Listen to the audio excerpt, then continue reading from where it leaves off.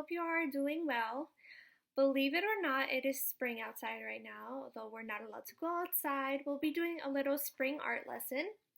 So today you're going to need some markers, a piece of paper. If you have construction paper, that would work even better.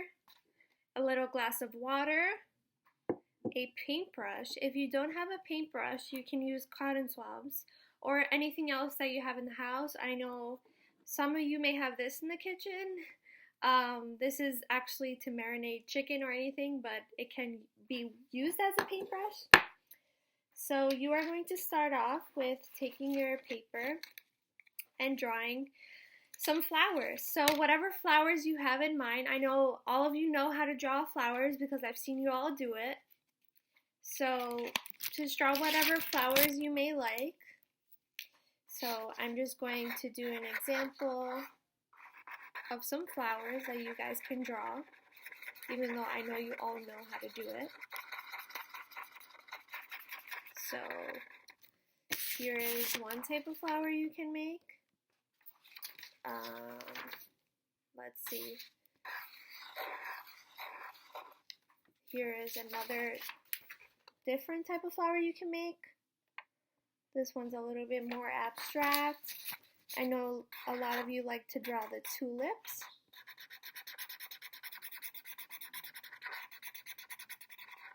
Which is this type of flower. So I want you to fill the entire paper with different types of flowers and different colored flowers. So if you guys have crayons, I would prefer if you take a green crayon, and once you're done drawing all of the flowers, you're going to take the green crayon and connect all the flowers to the bottom. So this is just an example. So if you have crayons, again, preferably I would rather you do the green in crayon, but if you don't, marker is fine. So try and fill the page with as many flowers as you can. Try and make it as colorful as you can. I know a lot of you like to draw these flowers. So this is just regular printing paper, but construction paper works better with this. So if you have crayons as the stem of the flower, if you put water on it, you're going to realize that it's not really going to blend because crayon doesn't really allow the water to go through it. But if you look at markers, look at what happens here. Do you see how it kind of blends all over? So you're kind of making at-home watercolor right now, just using markers and water.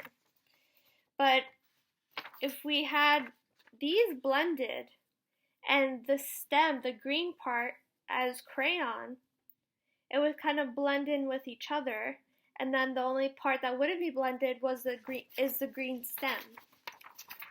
So that is gonna make you guys have a really cool piece in the end. It's gonna be really colorful, especially if all the colors are blended together. So let me draw, say, a blue flower next to my orange flower that I blended, just to show you an example of how it will look.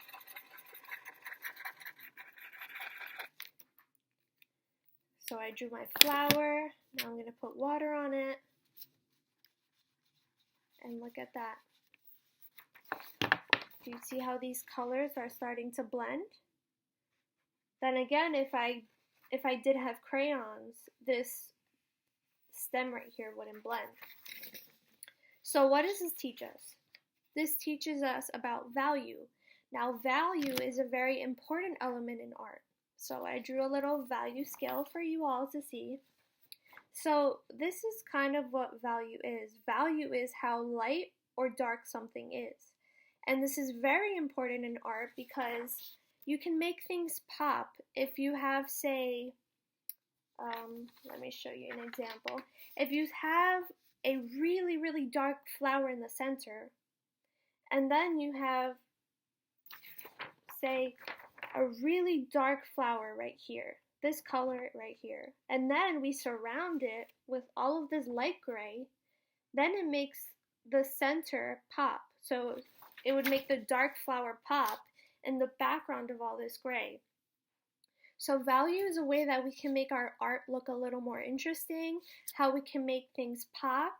So in a way, you are creating value within your flower. So you see how now this flower is popped because it has all that light blue around it. And then you're starting to mix colors, you're starting to make all these different shapes. So once you are all done with this, I want you to keep it because we are going to be adding on to it next week. So I'm happy to see how everything turns out and have fun with it. Thank you guys.